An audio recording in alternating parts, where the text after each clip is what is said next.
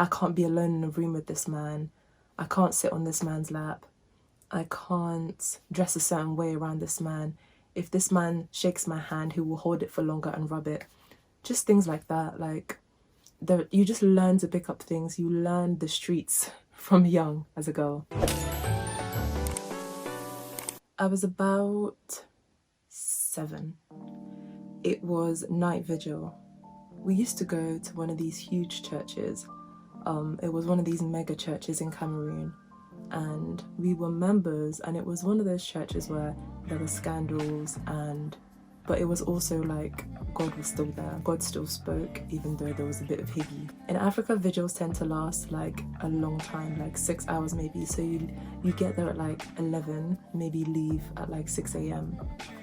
Here in the UK or the West, trying to understand that people have work and stuff. So here it's like, 10 p.m. to 1 a.m. or 9 p.m. to midnight. They try and keep it kind of the same length as a normal church service. But in Africa, you go ham, you go hard. So I was about 7. As usual, there's no leaving the children at home. Like, if you're going to vigil, everyone's going to vigil. So we've arrived at vigil. Normally, what would happen is, because they know that the children can't stay up all night, they will just crash. So they have like a section for children to go and sleep in.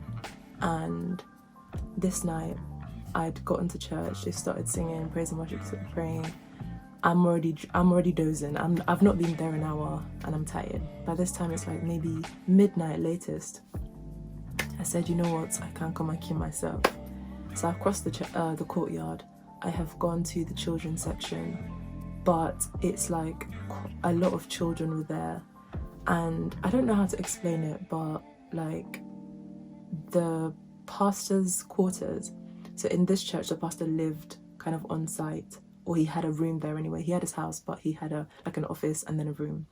So sometimes when there wasn't enough space, they would open up the pastor's room and quarters for the children as well. So I've gone in to the church. There's no more room. There's no more room in the inn. Went back to the main church, and I've been like to my mum, oh, there's no more room. She's like, oh, just go to pastor's quarters. That was not unusual. So I was kind of hesitant and reluctant. It was really dark. I didn't want to be away from the other children. And my spirit just did not want to go in that place. It was so isolated and secluded, and there was no lamps or anything. But I was really sleepy, so I said, let me just firm it and go. I got there, opened the door, found the bed, lay down. Not long after I got there, I feel someone get in the bed with me. And I'm like, okay. I mean, it could be another kid. Nothing to worry about. I feel the person, as they get in and they settle in, I can tell that it's someone bigger than me. I'm like, okay, this is fine. You know that meme where it's like fire all around, but the dog is like, this is fine. Yeah, and then I've kind of felt some motions that are not godly. Honestly, it's very serious, and I could have been seriously hurt. And yeah, I just thank God for God. So I've started just feeling some motions. Like, if someone's getting into the bed to sleep, they won't be doing certain things. Their hands won't be kind of trying to feel who's like, do you get what I mean? You'll go in there, sleep, mind your business. I was a very alert kid. I was one of those kids that my mum, my grandma, all of the women around me basically will drum into my head. Like, there are certain uncles you can't go to. There are certain men you can't sit on their lap. There are certain people, once they come in the house, if you're wearing shorts, you go inside. So I was very aware of the situation as a kid. I was always aware of how many people were in the room, what could happen, how bad it could get. So I felt this uncomfortable thing. I've been like, oh, maybe they're just trying to get comfortable. I've given excuses. I've felt the big body, which I can now tell is a male body, because you'll feel certain lumps. If it's a woman, there were no lumps there. I felt the body start to roll towards me. As per everything went in slow motion, the thing is rolling towards me. as in your leg is about to cross. I said, I ain't about to be a statistic, B.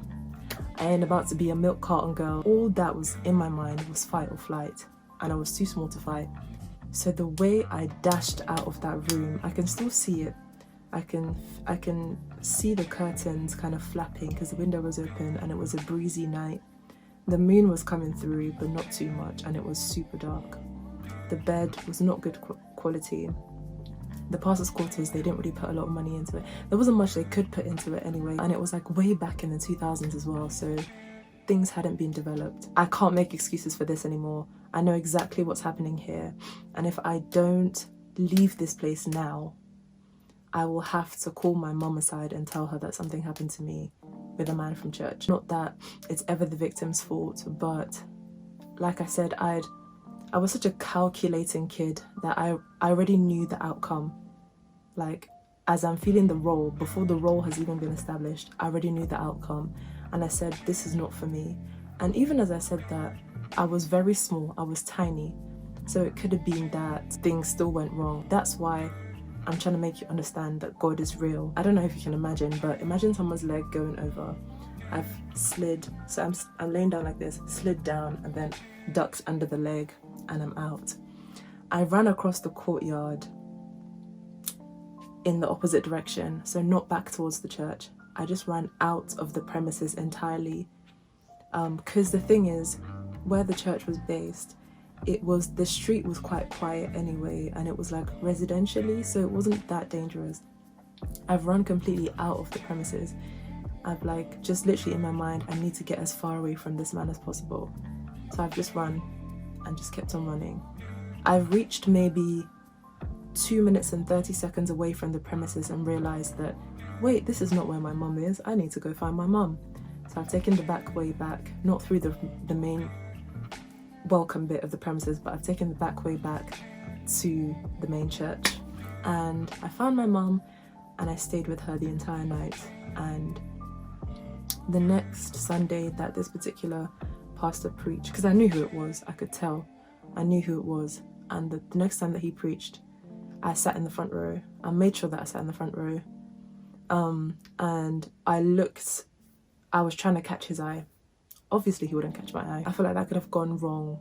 That could have gone left so quickly, but it didn't. The thing is, when I'm saying my ages, and you might think, oh my God, you were so young. Yes, but like I said, I came to this country when I was 10 years old. So all of these things that happened to me happened when I was under 10. Like, there's not much I can do. And when I was 9, I lived in Nigeria for a year. So all of these things basically happened when I was under 9 years old. So when I'm saying 7, that's actually the high end of the age range. Maybe I was about 7 or 8. Let me spice it up some more. 7 or 8.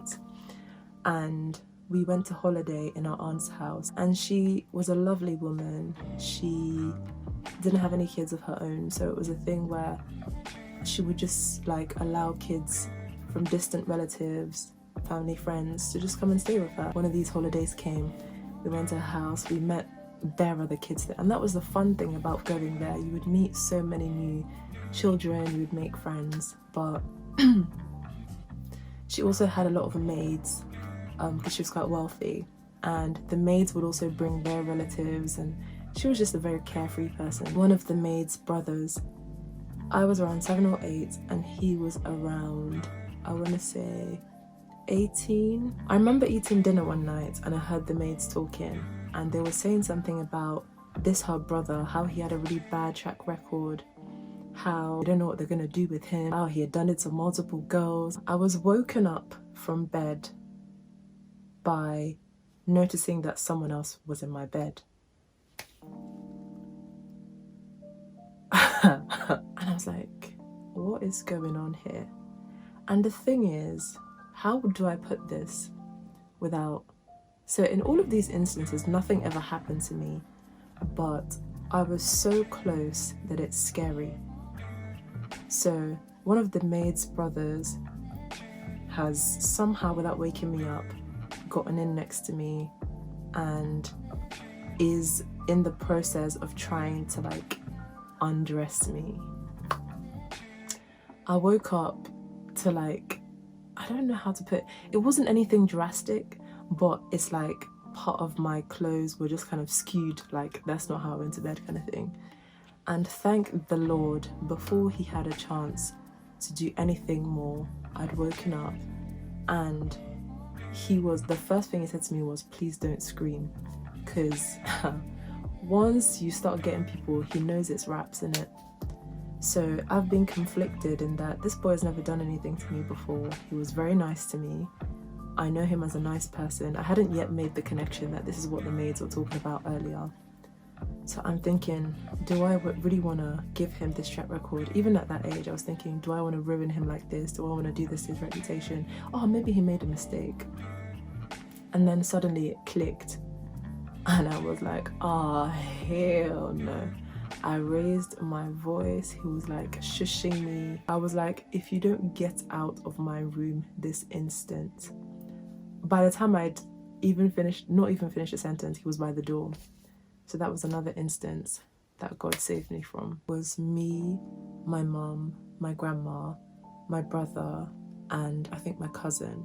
You know how in Africa, everyone just lumps together. You were at this person's house one day, you were at this person's house the other day. It was one of those nights. So those are the people in my house. And we'd had dinner, went to bed, everything was normal, chatted, gisted, everything was fine. Around 1 or 2 a.m, we feel my mum bursts into the room quietly. She starts tapping us. Wake up, wake up, wake up. But she's not like, normally, you know how parents wake you up. When your mum wakes you up, it's not silent. Like, she will scream your name. She will start vacuuming or something. It's loud. But this night, she was like, wake up, girls, wake up. So we're like, what's going on? Kind of drowsy. She's like, shh. So she leads us out of the room into the living room. There was a window in our living room, and she'd made us sit under the window so anyone looking in wouldn't be able to see us because we're under the windowsill. So we're sat there now, all the kids. My brother was already there, so they'd woken him up before. My mum was like, just stay here. She wasn't telling us anything, and then we heard them talking, and then we got to know that like armed robbers had come to the compound. So basically how we lived is like a compound where there's houses in like a U shape. Turns out that they had been making their way through the night, and my mum and my grandma were in the other room discussing like, oh, what we're gonna do. They'd worn jeans. The first thing they did was wear jeans, because you don't want to make it easy for them to do anything. Do you get what I mean? So they'd worn jeans, zipped it up tight, worn belts. So everyone now moves to the bedroom, and we locked it, and we just stayed in there just waiting, basically, because they started from the last house and we were house number 2. So they started from like, I don't know, 14, 13, 12. So they were making their way backwards. You would hear like commotion, you would hear silence, you would hear like, it was nerve-wracking. And I still remember how scared I felt. It was all very tense, basically. And then they were like, oh, have you called the police? And my mom and my grandma were discussing like, oh, someone's called the police, this is happening, this is the update. Meanwhile, these people are still robbing one by one, and we just sat there. All we can do is wait. It gets to house number 3. There's rumors that they raped the woman. I don't know if they did. I'm not going to make something up that I don't know. They get to house number 3, finish what they're doing. They said the police was on the way, but that was like an hour, 2 hours ago. You know what it's like? You call them at 8, they come at 11 p.m. when everything's already been taken. They'd been on their way for hours. We were next, and we were just sat there. And suddenly, I kid you not, house number 3, they're in house number 3, they finished with house number 3. We're house number 2, and they just leave.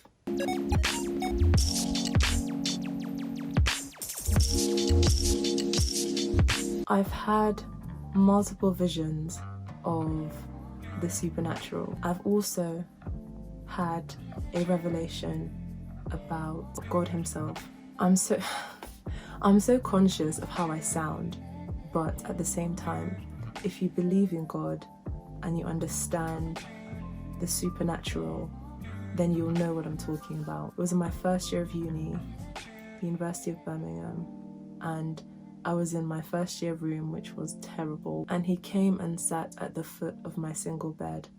And I think it was one of those nights where I was just worshipping, and I must have fallen asleep worshipping, and I sat at his feet. So you know how your parent will sit and you just go and sit next to their leg? It was that kind of setup. The thing about my relationship with God is I view God and I treat God as if he is my relative. He's my closest relative, closer than my own mother. I talk to him like I would talk to my friend, like this, like I really don't know what to do, like this. And I don't hide anything from him. Even when I'm in the wrong, even when I'm doing something and I can tell that I'm going to regret it, or I can tell that it's not perhaps the right thing to be doing at this point, I know that God is like, he's there, and I'm just there like, man, how am I going to explain this to him later?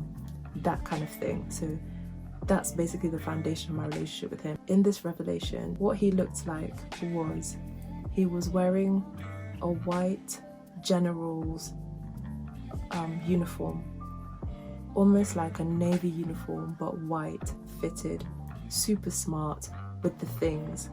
It was gold and white. All the colors of the things he was wearing was gold and white. He looked so smart. You think you know swag. He had a golden sash across his uniform, the whitest, crispest. His head was like a flame.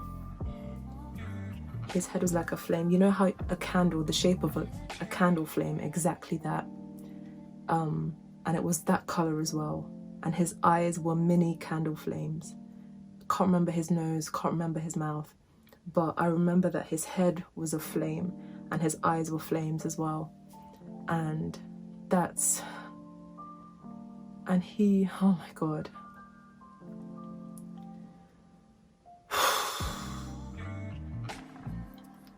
He was so calm, like, he's not terrifying. I suppose it depends on his mood or your relationship with him and other factors, but you know when someone is humble but really important, and they know how important they are, but they don't make noise about it? That's exactly how I can describe him. So calm, but very much important and very much there and very much the highest position that anything can be. I've also seen demonic, I guess you could call them exorcisms. Most churches I've been to, actually, especially the African ones, they have deliverance services, and if you've ever been to one, they are intense. You have people ripping their own clothes. You have strange voices coming out of women, voices coming out of men. You have people crawling on their stomachs like snakes. I've seen enough of those as well to know that God is real.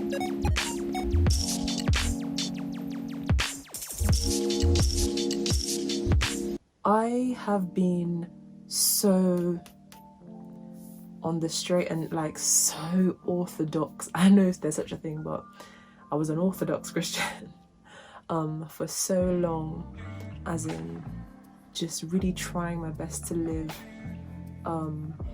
by the rules, so much so that I won't say something if it can be misconstrued, like to that extent. And when I say was, it doesn't mean that I'm not anymore. It just means that as I've gotten older, I've allowed myself certain liberties to express myself. I've understood that being a Christian doesn't mean you don't have to have no personality. Being a Christian, God made us all different, and so it's okay to express yourself. And that's really, as I've grown and left uni and really come into my own as a person, He saved me from it all on the cross. And I'm no longer dependent on my own ability to save myself, but I trust that Christ has got my back. The Bible says there's now no condemnation for those who live in Christ Jesus. Girl, stop living in fear and just enjoy your Christianity. People have not really understood that aspect about me, because it's a thing where even though I've allowed myself these freedoms now, it still doesn't change how I live my life. Like I still have my principles, and they're still unwavering. People really don't get why I'm so straight-laced. Like why Must you attend every church service? Must you be at this day? Oh, why have you missed my birthday? Oh, because you have midweek service, you can't come to my dinner. How is that fair? Blah, blah. Like, I'm sorry. I'm sorry. I don't know what you want me to say. My Christianity is not a religion, and I think that's why it's so difficult for me to compromise it or put it aside.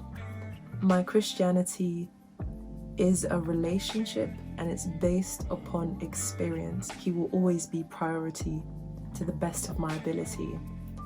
For me, I can't experience things like this consistently and still move mad with God. Too many things have happened, too many extremely serious, extremely dangerous, potentially scarring things have happened for me to feel that it's okay to tread lightly, to move higgy haga, not to be all in with God. Too many, and I just can't change that. I'm also not telling you these things. I know this is gonna come as a shock, especially to people who know me in real life and know me personally, because I'm just so closed off and you just would never think, basically. But I think it's important to share these kinds of stories, not just to add depth and character to someone, not just to make someone relatable, not just to evangelize, but so that people know that life is life. Life doesn't care who you are. Life doesn't care what uni you attended. Life doesn't care. It will happen to you. It will come at you. It will rugby tackle you. And if not for God, I'd be dead in a ditch somewhere, and that is fact.